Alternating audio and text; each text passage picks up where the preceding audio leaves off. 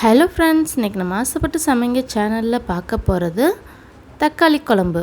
இது இட்லி தோசை இது கூட சாப்பிடும்போது அட்டகாசமாக இருக்கும். வாங்க எப்படி செய்கிறதுன்னு பார்க்கலாம்.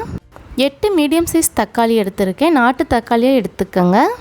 உங்கள் காரத்துக்கு ஏற்ற மாதிரி பச்சை மிளகா, ஒரு கைப்பிடி அளவு சின்ன வெங்காயம், பெரிய வெங்காயத்தில் பாதி அளவு இதெல்லாம் ஒன்றா சேர்த்து வேக வச்சுக்கலாம். உங்களுக்கு வேணும்னா நீங்கள் எல்லாமே சின்ன வெங்காயமாக கூட போடலாம், நல்லாயிருக்கும். ஒரு குக்கரில் நம்ம எடுத்து வச்சுருக்க எல்லாத்தையும் ஒன்றா சேர்த்துக்கலாம். இந்த அளவில் 4 பேர் தாராளமாக சாப்பிடலாம்.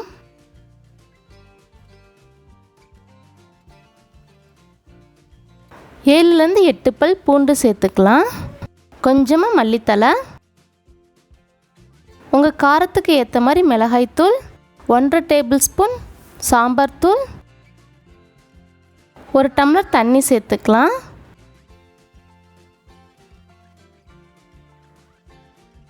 உங்களுக்கு தேவையான அளவு உப்பு சேர்த்து சிம்மில் வச்சு 2 விசில் வச்சுக்கலாம்.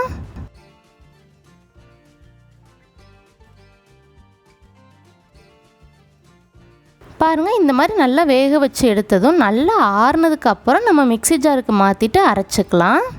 தண்ணி எதுவும் சேர்க்காம நல்லா நைஸாக அரைச்சிக்கலாம்.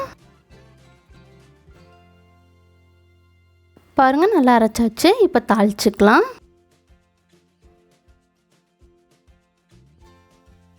கடாயில் 4 டேபிள் ஸ்பூன் எண்ணெய் சேர்த்துக்கலாம். எண்ணெய் நல்லா சூடானதும் கடுகு உளுந்து 1/2 டீஸ்பூன் சேர்த்துக்கலாம். கடுகு நல்லா வெடித்ததும் கருவேப்பிலை ஒரு கொத்து சேர்த்துக்கலாம். நம்ம அரைச்சி வச்சுருக்க தக்காளியை உள்ளே சேர்த்துக்கலாம்.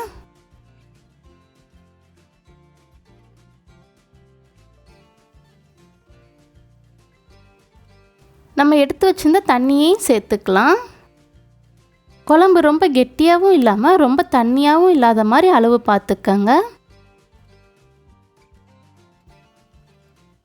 இதில் பச்சை வாசனை போகிற அளவுக்கு கொதிக்க வைக்கிறதுக்கெலாம் ஒன்றும் இல்லை. நம்ம ஆல்ரெடி எல்லாமே வேக வச்சது தான். அதனால் ஒரு கொதி வந்தது நம்ம அடுப்பை ஆஃப் பண்ணிக்கலாம்.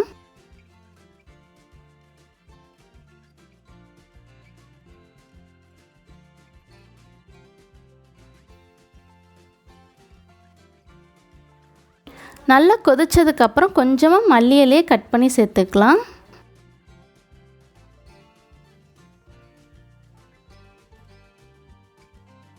அவ்வளோதான், நம்ம குழம்பு ரெடி ஆயிடுச்சு. இப்போ நம்ம அடுப்பை ஆஃப் பண்ணிடலாம். அவ்வளோதான், நம்ம சுவையான தக்காளி குழம்பு ரெடி ஆயிடுச்சு. இது செஞ்சு பார்த்தீங்கன்னா எப்படி இருந்துச்சுன்னு மறந்துடாமல் கமெண்ட் பண்ணுங்கள். இந்த வீடியோ பிடிச்சிருந்தா இந்த வீடியோக்கு ஒரு லைக் பண்ணிடுங்க.